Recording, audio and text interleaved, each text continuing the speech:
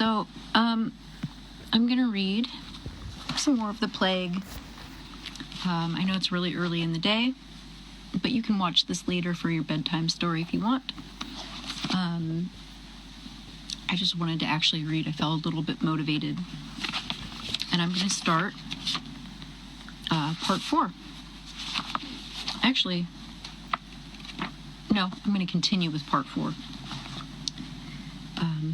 During the first part of September, Rambert had worked conscientiously at Dr. Rieu's side. He had merely asked for a few hours' leave on the day he was due to meet Gonzalez and the 2 youngsters again outside the school. Gonzalez kept the appointment at noon, and while he and the journalist were talking, they saw the 2 boys coming toward them laughing.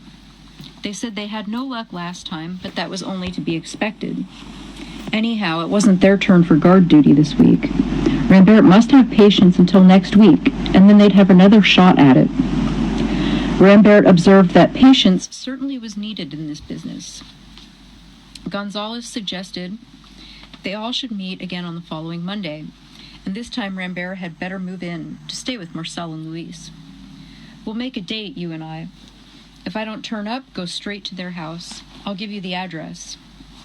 But Marcel and Louise told him that the safest thing was to take his pal there right away, so he'd be sure of finding it.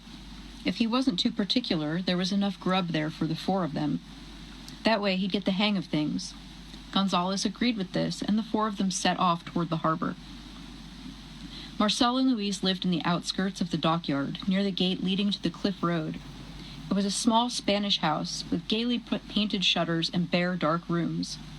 The boy's mother, a wrinkled old Spanish woman with a smiling face, produced a dish of which the chief ingredient was rice. Gonzalez was surprised because rice had been unprocurable for some time in the town. "We fix it up at the gate," Marcel explained. Rambert ate and drank heartily, and Gonzalez informed him he was a damn good sort. Actually, the journalist was thinking solely of the coming week and his escape. It turned out that he had 2 weeks to wait, as the period of guard duty was extended that long to reduce the number of shifts. During that fortnight, Rambert worked indefatigably, giving every ounce of himself, with his eyes shut, as it were, from dawn until night. He went to bed very late and slept like a log. This abrupt transition from a life of idleness to one of constant work had left him almost void of any thought or energy. He talked very little about his impending escape. Only one incident is worth noting. After a week, he confessed to the doctor that for the first time he had gotten really drunk. The evening before, after leaving the bar, he had an impression that his groin was swollen, and he felt pain in his armpit when he moved his arms. "I'm in for it," he thought, and his only reaction, a really absurd one, as he admitted, had been to start running to the upper town, and when he reached a small square, from which, if not the sea, then a fairly big patch of open sky could be seen, called to his wife in Paris with a great cry over the walls of the town. On returning home and failing to discover any symptoms of plague on his body, he felt far from proud of having given way like that. Dr. Rieu, however, said he could understand being moved to act this way.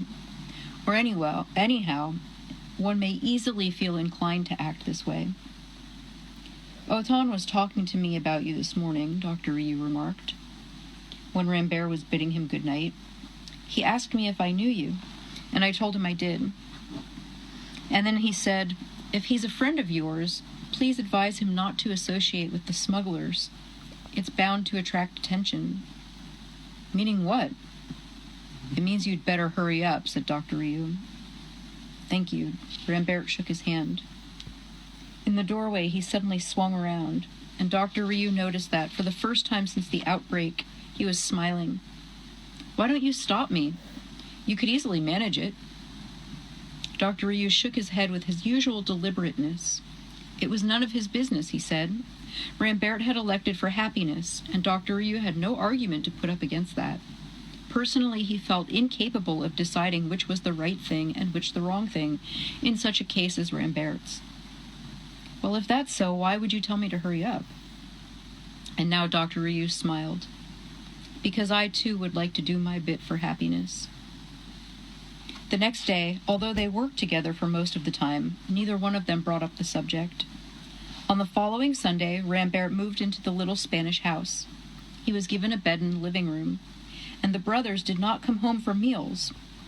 And he'd been told to go out as little as possible, so he was always alone, except for occasional meetings with the boy's mother. She was a dried-up little wisp of a woman, always dressed in black, busy, and she had a nut-brown, wrinkled face and immaculate white hair. No talker, she merely smiled genially when her eyes fell on Rambert. On one of the few occasions when she spoke, she asked him if he wasn't afraid of infecting his wife with the plague or anyone he knew in Paris. He replied that there might be some risk of that, but a slight one. But if he stayed in town, there was a fair chance that they would never see each other again. The old woman smiled. Is she nice? Very nice. Pretty? I think so. Ah, she nodded. That explains it. Rambert reflected. It explained it, but not by itself. The old woman went to Mass every morning. Don't you believe in God? She asked him. When Rambert admitted he did not, she said again, that explains it. She added, You're right, you must go back to her, or else what would be left for you? Rambert spent most of the day prowling around the room, gazing vaguely at the distempered walls, idly fingering the fans that were their only decoration, or counting the woolen balls on the tablecloth fringe. In the evening, the youngsters came home. They didn't say much, except that the time hadn't come yet. And after dinner, Marcel played the guitar, and they drank an anise-flavored liqueur. Rambert seemed lost in thought. On Wednesday, Marcel announced, It's tomorrow night at midnight. Be ready on time. Of the two men sharing the post with them, he explained, one had the plague, and the other, who had slept in the same room, was now in quarantine. So, for 2 or 3 days, Marcel and Louise would be alone at the post. They would fix the fine details in the course of the night, and he could count on them to see it through. Rambert thanked them. Are you pleased? The old woman asked. He said yes, but his thoughts were elsewhere. The next day was very hot and muggy, and a heat mist veiled the sun. The death total jumped, and the old Spanish woman lost nothing of her serenity. The world is so wicked, she said. What can you expect? Like Marcel and Louis, Rambert was stripped to the waist, but even so, sweat trickled down his chest and between his shoulder blades. In the dim light of the shuttered room, the torsos glowed like highly polished mahogany. Rambert kept prowling around like a caged animal without speaking. Abruptly, at 4 p.m, he announced he was going out. Don't forget, Marcel said. Midnight, sharp. Everything's set. Rambert went to the doctor's apartment. Rieu's mother told him he could find the doctor at the hospital in town. As before, a crowd was circling in front of the hospital entrance. Move on there, a police sergeant with bulging eyes screamed every few minutes. The crowd kept moving, but in a circle. There's no use hanging around here. The sergeant's coat was soaked with sweat.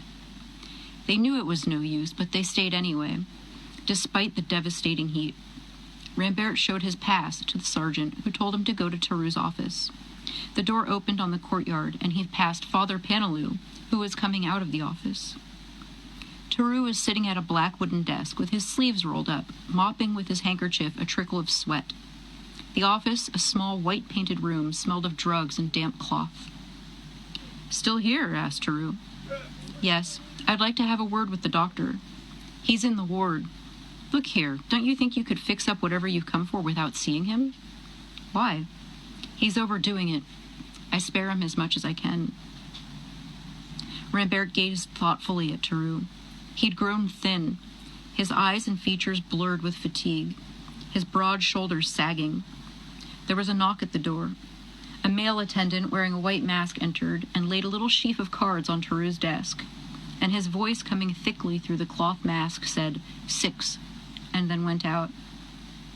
Theroux looked at the journalist and showed him the cards, spreading them out. Nice gadgets, aren't they? They're deaths. This morning's deaths. Frowning, he slipped the cards together. The only thing left to us is accountancy and papers.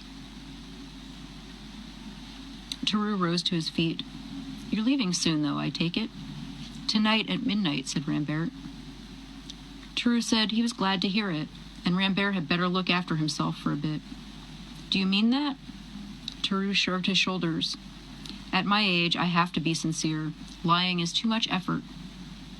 Excuse me, Theroux, the journalist said, but I would really like to see the doctor. I know. He's more human than I am. Come on, I'll show you to him. It's not that. Rambert stumbled over his words and then broke off.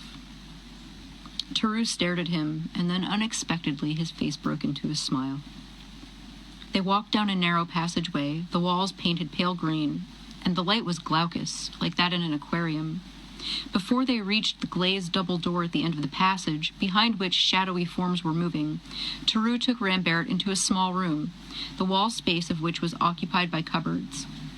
Opening one of these, he took from a sterilizer 2 masks of cotton wool, enclosed in muslin, handed one to Rambert, and told him to put it on. The journalist asked, "Is this really any use?" Theroux said, "Sometimes, no, maybe. It inspires confidence in the others." They put on the masks and opened the glazed door. It led into a very large room, all the windows shut, in spite of the heat. Fans buzzed near the ceiling, churning up the stagnant, overheated air above 2 long rows of gray beds. Groans, shrill or stifled, rose on all sides, blending in a monotonous dirge-like refrain. Men in white with masks moved slowly from bed to bed, under the garish light flooding in from the high, barred windows. The appalling heat in the ward made Rambert feel ill, and he had difficulty recognizing Dr. Rieux, masked, who was bending over a groaning man. The doctor was lancing the patient's groin, while 2 nurses, one on each side, held his legs apart. Presently, Dr. Rieux straightened up, put the instruments into a tray which an attendant held to him, and stood without moving for a moment, gazing down at the man whose wound was now being dressed. "Any news?" he said to Theroux, who had stood beside him. "Panelou is prepared to replace Rambert at the quarantine station. He's put in a lot of useful work already. All that remains is to reorganize group number 3, since Rambert is leaving." Dr. Rieux nodded. "Cassel has the first lot of serum ready now," Theroux continued. "He's in favor of it being tried at once." Rieux said, "Well, that's good news. And Rambert is here." Dr. Rieux looked around finally, and his eyes narrowed above the mask when he saw the journalist. "Why are you here? Surely you should be anywhere." Theroux explained that it was fixed for midnight, and Rambert added, "That's the idea, anyhow." When they spoke through their masks, the muslin bulged and grew moist over their lips. This gave a sort of unreality to the conversation. It was like statues speaking in a room. "I'd like to speak to you privately," Rambert said. "Wait for me in Theroux's office," said the doctor. And a minute or 2 later, Rambert and Rieux were sitting in the back of the doctor's car. Theroux, who was at the wheel, looked around as he let in the gear. "The gas is running low. We'll have to walk on it by tomorrow." "Doctor," Rambert said, "I'm not going. I want to stay with you." Theroux made no movement and kept on driving. Dr. Rieux seemed unable to shake off his fatigue. "What about her?" His voice was hardly audible. Rambert said he'd thought it over very carefully, and though his views hadn't changed, if he went away, he would feel ashamed of himself and would embarrass his relations with the woman he loved. Showing more animation, Rieux told him this was nonsense. There was nothing shameful in preferring happiness. "Of course," Rambert replied, "but it might be shameful to be happy alone." Theroux, who had not spoken so far, now remarked, without turning his head, that if Rambert wished to take a share in other people's unhappiness, he would have no time left for happiness of his own. So the choice had to be made, to stay in quarantine or to leave it and risk others. "That's not it," Rambert rejoined. "Until now, I felt I was a stranger here, and that I had no concern with anyone. I didn't feel connected. But now that I have seen what I have seen, I know that I belong here whether I want to be or not. This business, the plague, is everybody's business." Neither of them replied, and Rambert seemed to grow annoyed. "You know that as well as I do, damn it. What else are you up to in the hospital? Have you made a choice and turned down happiness?" They still said nothing to him, and the silence lasted until they reached the doctor's home. Rambert repeated this question in a yet more emphatic tone, and then Rio turned toward him, raising himself with much effort from the cushion. "Forgive me, Rambert, only stay with us if you want to." A swerve of the car made him stop, and then looking straight in front of him, he said, "For nothing in the world is it worth turning one's back on what one loves. Yet that is what I'm doing. I don't know why." He sank back briefly. "That's how it is," he said. "There's nothing to be done about it. So let's draw the conclusions." "What conclusions?" said Rambert. "Ha," Ryu said. "A man cannot cure and know at the same time. So let's cure as quickly as we can. That's the only urgent job." At midnight, Toru and Ryu were giving Rambert the map of the district he was to keep under surveillance. Toru glanced at his watch. Looking up, he'd met Rambert's gaze. "Did you tell them?" he asked. The journalist simply looked away. "I left a note," he said, "before I ever came to see you."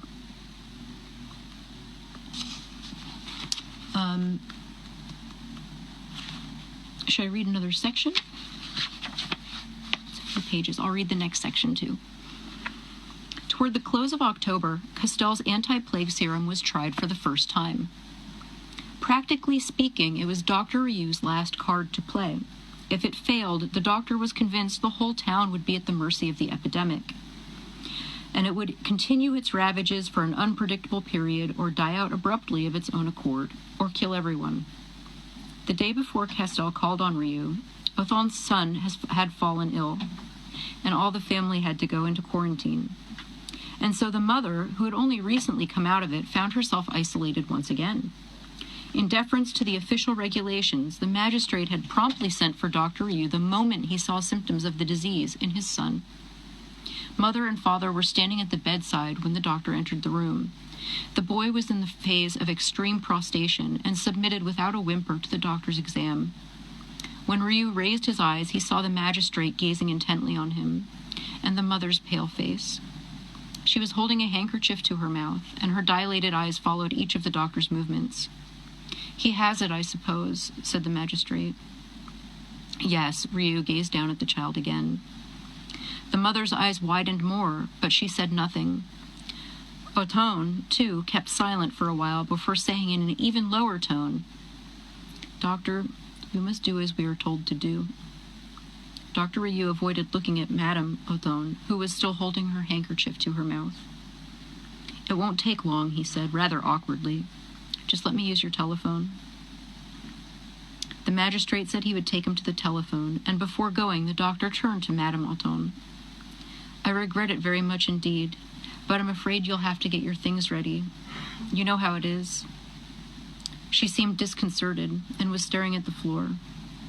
"I understand," she said then, nodding her head. "I'll start at once."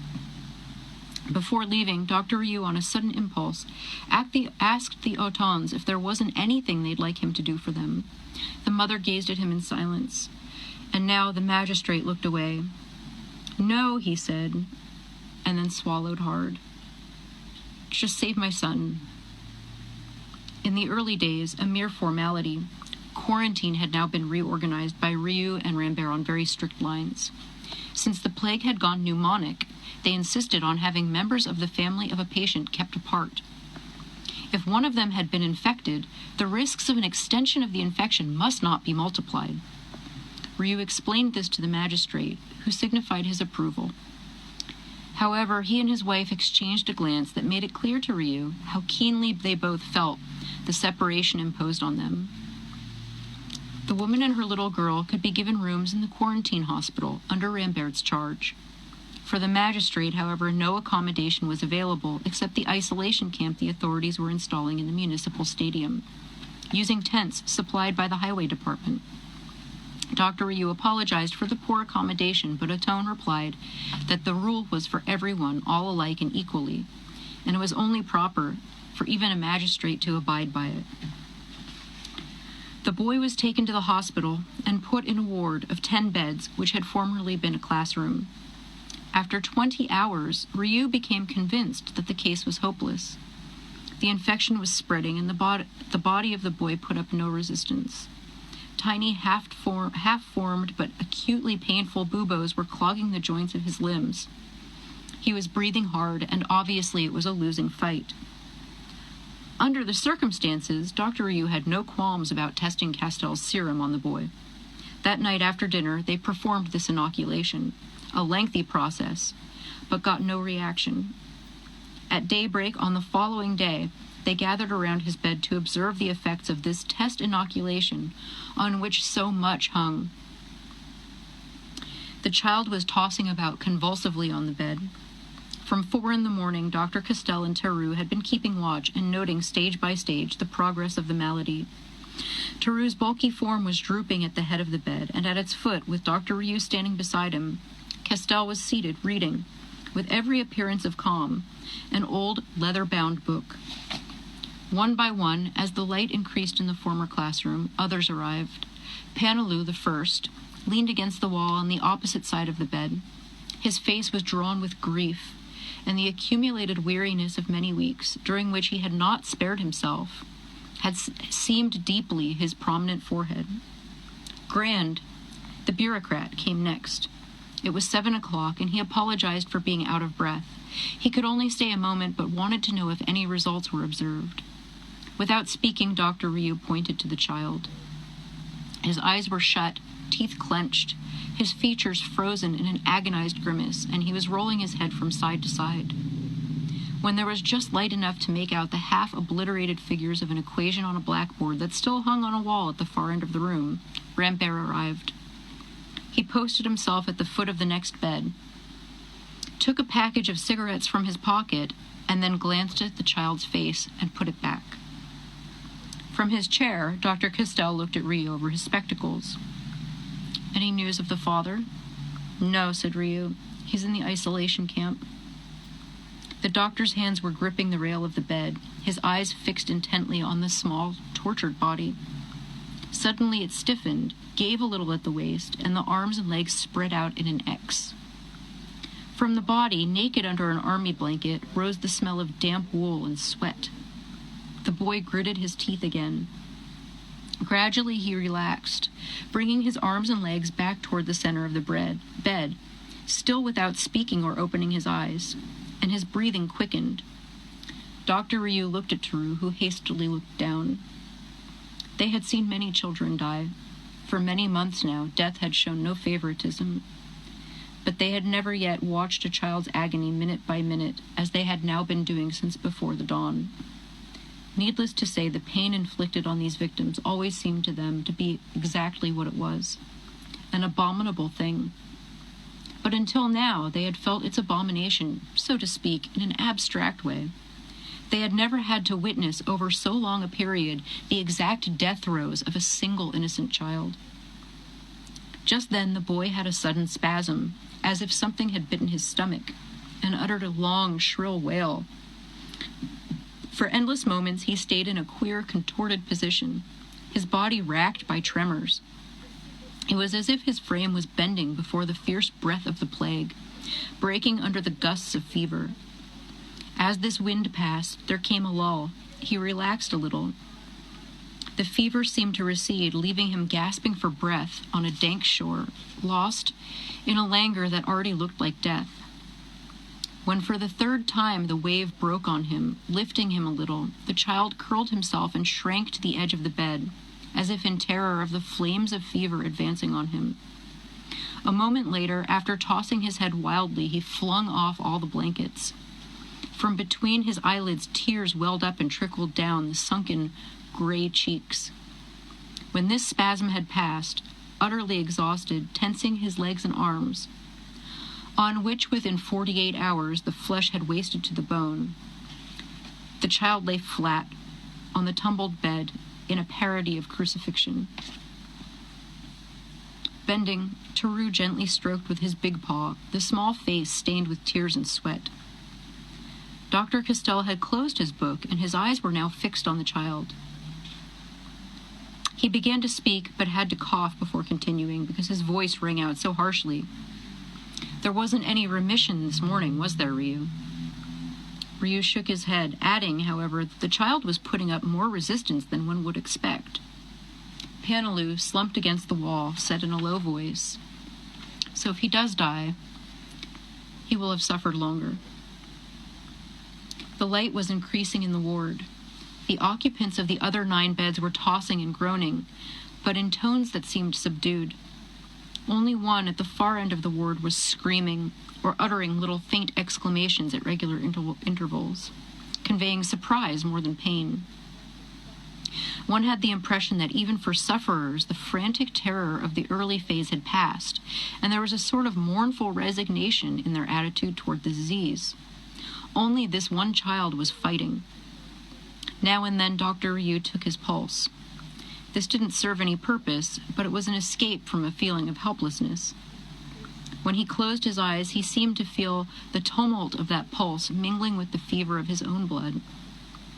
And then, at one with the tortured child, he struggled to sustain him with all the remaining strength of his own body.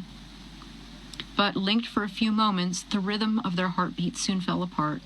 The child escaped him, and again he knew his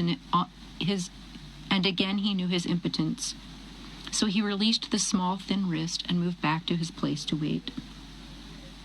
The light on the whitewashed walls was changing from pink to yellow. The first waves of a day of heat were beating on the windows. They didn't hear Grand saying he would come back as he turned to leave. All of them were staring at the child, waiting. The child, his eyes still closed, seemed to grow a little calmer. His fingers, like claws, were feebly plucking at the sides of the bed. Then they rose and scratched at the blanket over his knees. And suddenly he doubled up his limbs, bringing his thighs above his stomach and remaining quite still in this position. For the first time in a long time, he opened his eyes and gazed steadily at Dr. Ryu, who was standing immediately in front of him. The small, gray face, rigid as a clay mask. Slowly the lips parted, and from them rose a long, incessant scream, hardly varying with his breath, and filling the ward with a fierce, indignant protest, not childish at all, but a collective voice issuing from all the sufferers. Dr. Ryu clenched his jaws, and Teru looked away. Rambert went and stood beside Dr. Castell, who had his closed book lying on his knees. Panaloo gazed down at the small mouth, foul with the sores of the plague, and pouring out the angry death cry that has sounded through all the ages of mankind. Panaloo sank to his knees there, and everyone present found it pretty natural to hear him say in a voice, hoarse but clearly audible, "Oh God, spare this one child." But the wail continued, and the other sufferers began to grow restless. The patient at the far end of the ward, whose little broken cries of surprise had gone on without a break, now quickened his tempo so that they flowed together also in one unbroken scream, while everyone else's groans grew louder. A gust of sobs swept through the room, drowning Panaloo's prayer, and Dr. Ryu, who was still tightly gripping the rail of the bed, shut his eyes, dazed at this point not only with exhaustion but disgust. When he opened his eyes again, Teru was next to him. "I have to leave," Dr. Ryu said. "I can't bear to hear it any longer." But then, suddenly, there was silence. And now the doctor grew aware that the child's wail, after weakening more and more, had fluttered into silence. Around him, the soft groans again began, more faintly, like an echo of a fight that was over. For it was over. Castell had moved around to the other side of the bed. The end had come. His mouth gaping, but silent now, the child was lying among the blankets, a small shrunken form, with cheeks still wet from his tears. Panaloo went to the bed and made a sign of benediction, and then walked out by the passage between beds. "Will you have to start the serum all over again?" Teru asked Castell. The old doctor nodded. "Perhaps. After all, he put up a surprisingly long resistance." Ryu was already leaving, walking so quickly and with such a strange look on his face that Panaloo put an arm to stop him when he was about to pass him in the doorway. "Doctor," he began. Dr. Ryu swung around on him fiercely. That child was innocent, and you know it as well as I do." He walked on, brushing past the father, and walked across the school playground. Sitting on a wooden bench under the dingy, stunted trees, he wiped off the sweat that was beginning to run into his eyes. He felt like shouting imprecations, anything to loosen the stranglehold lashing his heart with steel. Heat was flooding down between the branches of the fig trees, and a white haze, spreading over the blue of the morning sky, made the air more stifling. He lay back wearily on the bench and gazed up at the ragged branches, the shimmering sky, while he slowly got back his breath and fought down his fatigue. He heard a voice next to him. What was that anger right now? What we've been seeing was as unbearable to me as it was to you. Ryu turned and saw Panaloo. I'm sorry, but weariness is a kind of madness, and there are times when the only feeling I have is one of mad revolt. I understand, Panaloo said in a low voice. This sort of thing is revolting because it passes our human understanding. Perhaps we should love what we cannot understand. Ryu straightened up slowly, stared at Panaloo, summoning to his gaze all the strength, fervor he could muster against his weariness, and shook his head. No, Father, I have a very different idea of love, and until my dying day, I refuse to love a scheme of things in which children are put to torture or death. A shade of unrest crossed the priest's face. Oh, Doctor, he said sadly, I just realized what is meant by grace. Dr. Ryu had sunk back again on the bench. His exhaustion had returned, and from its depths he spoke. It's something I don't have, that I know of. I'd rather not discuss that with you. We are working side by side for something that unites us, beyond all blasphemy and prayer. And it's the only thing that matters. Panaloo sat down beside him. It was obvious that he was deeply moved. Yes, he said, you too are working for man's salvation. Ryu shook his head again. Salvation is too much for me. I do not aim that high. I am concerned with health, and for me, health comes first. Panaloo hesitated. Doctor, he said. Sweat was trickling down his face. Goodbye for the present. He rose and left, with moist eyes, and when he turned to go, Dr. Ryu suddenly rose and took a step toward him. Again, I'm sorry. I promise I won't have another outburst like that. Panaloo held out his hand, saying regretfully, And yet I haven't convinced you. The doctor replied, It doesn't matter. What I hate is death and disease, as you know. And whether you wish for it or not, we are allies right now, facing and fighting death and disease together. So you see, and he met the priest's eyes, God himself can't part us now. And that's a little more of part 4. As you can see, we're getting thin to the end here. I'm just going to wave to everybody. There's a ton of people in here. Wow. I know I haven't read for a couple of days. The book is The Plague by Albert Camus. Sorry, it's in reverse, but it's the selfie camera. I'll try to read again tomorrow. I think 1, maybe 2 more readings, and we're through with the whole book. And I think the next book I will pick up after this to read to you. Oh, I don't have it up here. Oh, wait, yes, I do. As soon as we're done with this one, I think this will be the next one. This is the next book after The Plague, and it's called Asleep. And it's about a thing like the common cold that caused encephalitis and brain changes between 1918 and 1927.